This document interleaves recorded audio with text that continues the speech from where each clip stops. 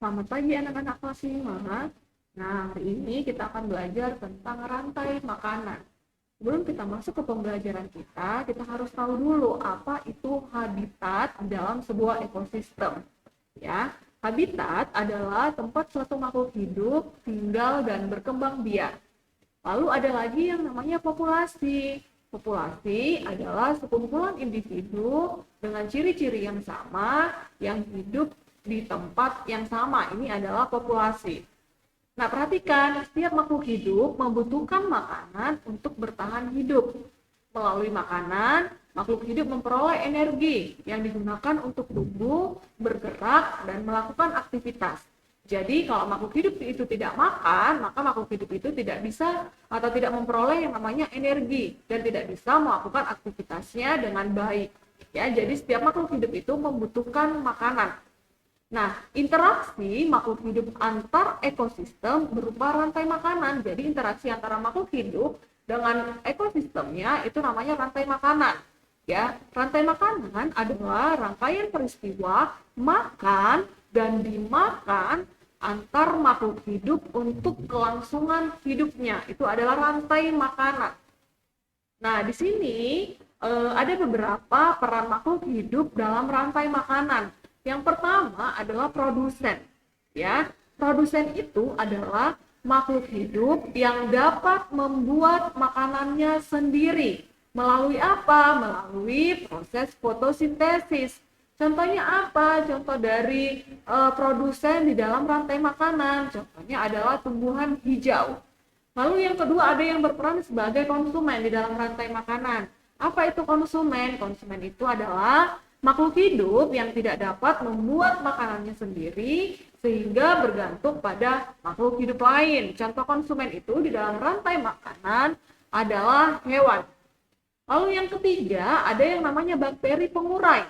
Ya, jadi pengurai ini adalah makhluk hidup yang mengurai sisa-sisa tubuh makhluk hidup lain yang telah mati, ya, atau decomposer. Ini adalah pengurai. Contoh dari pengurai ini apa? Adalah cacing tanah, jamur, bakteri, ya. Ini adalah peran makhluk hidup di dalam rantai makanan. Nih, di sini ada yang namanya piramida makanan. Yang paling bawah ini ada pohon, ada tumbuhan, ya, atau ada rumput. Ini tumbuhan-tumbuhan ini berperan sebagai produsen, ya, yang dapat membuat makanannya sendiri melalui proses fotosintesis namanya. Ya, contohnya apa? Contohnya tumbuhan hijau. Lalu di yang kedua ada belalang, tikus, ulat. Ini adalah hewan yang berperan sebagai konsumen tingkat 1. Contohnya itu apa? Contohnya hewan herbivora atau hewan yang memakan tumbuhan, atau hewan omnivora, hewan pemakan segalanya, bisa makan hewan lain dan bisa makan tumbuhan. Lalu ada lagi yang namanya yang berperan sebagai konsumen tingkat 2, itu adalah hewan karnivora. Hewan karnivora ini adalah hewan pemakan hewan lain. Lalu yang berperan sebagai konsumen tingkat 3 atau puncak, itu adalah hewan karnivora. Itu ada ular, ada elang. Ini adalah piramida rantai makanan di dalam sebuah ekosistem. Perhatikan rantai makanan berikut. Nah, di sini dari yang pertama dulu itu ada rumput. Rumput ini atau tumbuhan hijau ini berperan sebagai produsen. Tumbuhan hijau ini dapat memproduksi makanannya sendiri melalui apa? Melalui proses fotosintesis. Lalu yang kedua ada konsumen tingkat 1. Konsumen tingkat 1 di sini adalah contohnya tikus. Nah, tikus ini adalah hewan herbivora atau hewan omnivora yang memakan produsen secara langsung.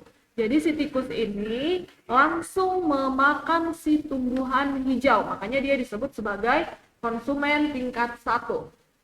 Lalu ada lagi yang namanya ular. Ular ini berperan sebagai konsumen tingkat 2. Ya, ular ini adalah hewan karnivora yang memakan, hewan ular ini memakan si tikus, ya, nanti aliran energinya berpindah ke si ular. Oke, lalu di sini yang berperan sebagai konsumen tingkat 3 itu adalah burung elang.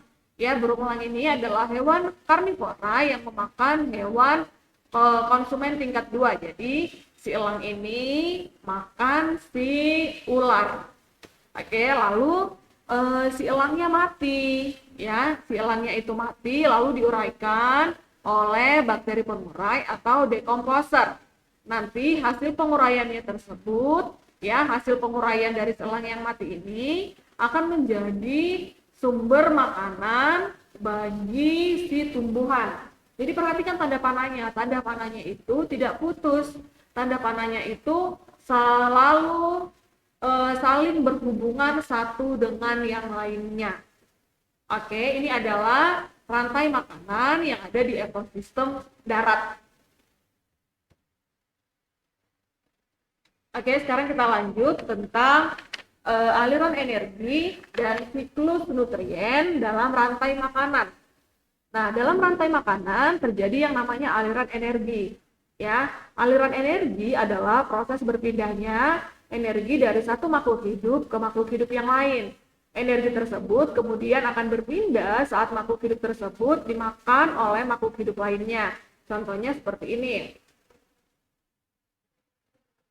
Contohnya, tumbuhan membutuhkan yang namanya matahari untuk menghasilkan bahan makanannya. Nanti digunakan untuk proses fotosintesis. Ya, jadi matahari ini digunakan oleh tumbuhan untuk proses fotosintesis. Kita tahu bahwa matahari adalah sumber energi utama bagi makhluk hidup. Ya, lalu nanti setelah si tumbuhan ini dimakan oleh konsumen tingkat 1, ya, konsumen tingkat 1 dan menjadi sumber energi bagi konsumen tingkat 1. Jadi setelah si tumbuhan ini dimakan oleh si konsumen tingkat 1, maka konsumen tingkat 1 akan mendapatkan sumber energi dari si tumbuhan. Lalu si konsumen tingkat 1 ini, ya, dimakan oleh konsumen tingkat 2 dan menjadi sumber energi bagi konsumen tingkat 2. Lalu si konsumen tingkat 2 ini dimakan oleh konsumen tingkat 3, yaitu burung elang, dan menjadi sumber energi bagi konsumen tingkat 3. Lalu si konsumen tingkat 3 ini mati, lalu energi tersebut akan berpindah ke pengurai.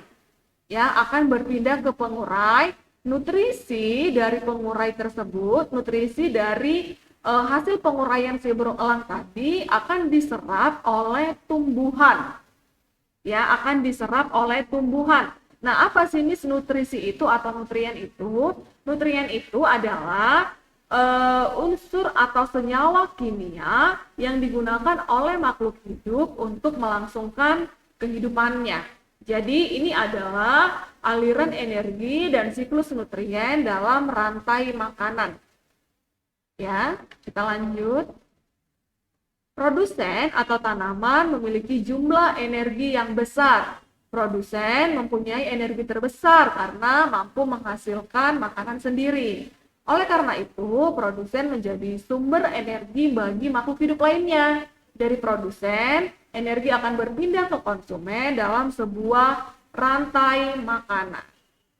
Oke, sampai di sini paham? Oke, sampai di sini dulu pelajaran kita hari ini. Untuk simbiosis itu akan kita lanjut pada pembelajaran selanjutnya. Terima kasih.